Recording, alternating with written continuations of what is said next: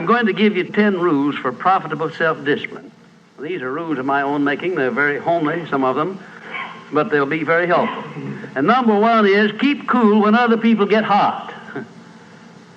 I know you can agree with that one, but I'm not so sure that you'll always live up to it.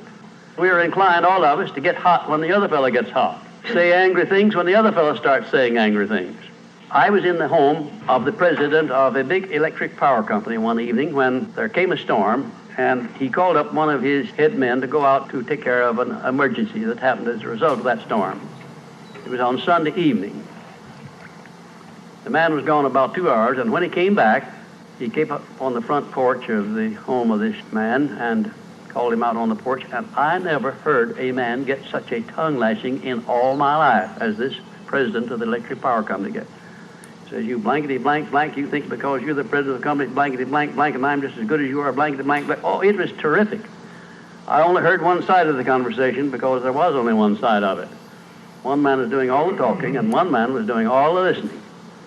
And after this had been going on for fully 3 minutes, the other man ran out of wind and had nothing more to say. He was mad, you see, because they'd called him out on this stormy night. I heard the president close the door, and he came back, and he just smiled and said, why, the man was a little bit hot, wasn't he? That's all he said. A little bit hot, wasn't he? I expected any moment to hear fists begin to fly out there. But you see, there was a man who had risen to great heights of achievement financially, and he had done it by self-discipline in every respect. And he didn't propose to allow a workman who had been temporarily unbalanced by his anger to throw him off balance and make him stoop to that level. He just didn't propose to have that done. And you'll notice when you get into an argument with anyone, and you're apt to if you don't watch yourself, that if you'll just remain silent while the other fellow's blowing off his top, he finally gets to the point where he's got no more top to blow off. Then if you want to get in a few words of your own, that's a mighty good place to do it. It's a mighty fine thing if the words that you get in are not the kind of the words you've been hearing. In other words, if you say something back kind in return, it's far better for the other fellow and far better for you.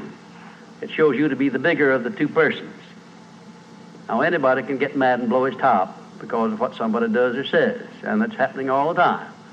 But the truly big man, the man who is in charge of himself, he doesn't allow anybody to draw him down to that level of a street brawl or of an argument in harsh words unless he wants to do it. And if he's truly a big man, he doesn't want to do it. Number two, remember there are 3 sides to all arguments. We ordinarily think there are 2 sides to all arguments, but they're not. They're 3. There's your side, there's the other fellow's side, and then there's the right side, which is usually about in the middle of the 2 viewpoints. Remember that when you get into an argument with the other fellow. Don't assume that he's always at fault. Maybe you're partly at fault too. Maybe neither one is totally at fault. The chances are, in all of the arguments I've ever heard, both parties were partly to blame in one way or another. I have never heard an argument where one party entirely was to blame, although I suspect there are such arguments at times. Number 3, never give directives to a subordinate when you're angry. If the matter is urgent, then cool off quickly. Number 4, treat all people as nearly as possible as if they were rich relatives from whom you expected to be remembered in their will. Now that's a good one. That's a honey. That is a honey. If you just do that, treat all people as if they were rich relatives from whom you expected to inherit something at their death. And you can do that. You know, if you had a rich relative that had $1 million he was going to leave to you, or you suspected he was going to, it wouldn't make very much difference what he said or did. He would never throw you off balance. You'd never talk back to him, would you? Of course you wouldn't. You'd be quite silly if you did. Keeping quiet for $1 million seems to me to be a very easy price to pay. Number 5, look for the seed of an equivalent benefit in every unpleasant circumstance with which you meet, no matter what the unpleasant circumstance is. Make it a point to discipline yourself so that you look for that seed of an equivalent benefit, and you start looking in connection with the circumstance. Don't wait a week or two till you've all worked yourself up about it. Start right in where you stand. It'll lessen the blow. It'll lessen the hurt of the wound, whatever it happens to be, if you start looking for that seed of an equivalent benefit. And number 6, learn the almost forgotten art of asking questions and then listening to the answers instead of getting the other fellow told off. It gives you an awful lot of satisfaction when you're angry to get the other fellow told, doesn't it? And the temptation is very great to do that. I know, because I've been there many times.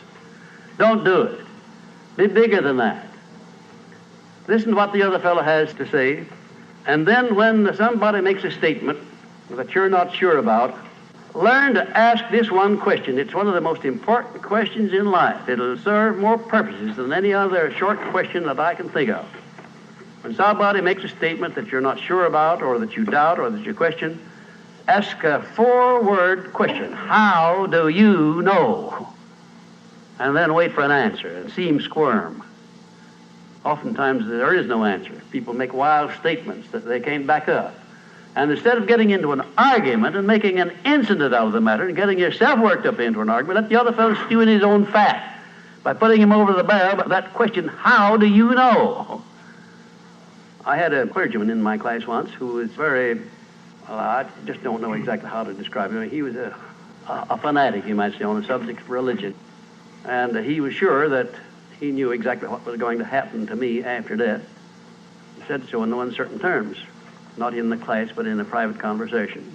And he raved and ranted for quite a little while about it. And when he got through, I said, how do you know, parson? And that really put him over the barrel. He said, that's the way I feel about it. That's my faith. I said, well, now, having belief and faith is one thing, but having evidence is something else again. How do you know what's going to happen to me after I die? I don't know, and I doubt that you do. How do you know? Well, he never did give me a satisfactory answer. There are a lot of questions that come up in life in connection with which, if you'll ask that one thing, how do you know, you'll find that the other fellow will be off balance, and you don't need to make an incident out of what he says. You don't need to get mad at what he says. 7, never say or do anything which may influence another person without first asking yourself this question: will it benefit him or hurt him? And if it will hurt him, don't do it. Don't say anything or do anything that would hurt another person under any circumstances, no matter how much he may deserve it. Exercise self-discipline. Don't do that, because if you hurt another man, you're going to hurt yourself 10 times as much at least, because that hurt will come back on you. I don't care who you are nor what circumstances you're working under or living under. If you hurt another person, you will be hurt 10 times as much. And if the hurt doesn't come immediately, the rate of interest on that is compound interest on compound interest, and it'll be 100 times as great if you wait long enough. Because everything that you do to or for another person, you do to or for yourself. There is no escape from that. That's just as much a law as the law of gravitation, which everyone understands. You know that if you stepped over the top of this building, no matter what your mind was or what your belief happened to be, if you stepped over the top of this building and violated the law of gravitation, that you'd hit the ground and you'd die in a very few seconds. And this law, which brings you back that which you send out, is just as inevitable, just as inexorable as the law of gravitation or any other of nature's laws. Number 8, learn the difference between friendly analysis and unfriendly criticism. Then decide which you wish to live by in your relations with others. Now, friendly analysis is one thing and is welcomed by most sensible people. I don't object to friendly analysis of anything that I do, even though it's very unfavorable. If it's friendly analysis, I like it, because I can improve by it. But if it's unfriendly criticism, very obviously unfriendly criticism, and not analysis, well, then I resent it. I wouldn't be human if I didn't. How can I tell whether it's friendly analysis or unfriendly criticism? How would you go about telling? There are a lot of ways you can tell. You can tell by your relationship to the person who's making it, whether it's friendly or unfriendly to begin with. If it's an enemy, obviously I discount it right off the bat, because you almost know it's going to be unfriendly criticism. I can tell also by the tone of voice in which he does it, by the manner in which he does it. Because a man who engages in unfriendly criticism generally uses a few epithets along with it that clearly indicates that he's biased. If you have self-discipline, you're not going to be influenced by that kind of a person. And number 9, remember that a good leader in any calling is one who can take orders as cheerfully as he gives them. And number 10, last but not least, remember that tolerance in human relations is just as important as tolerance in the operation of mechanics.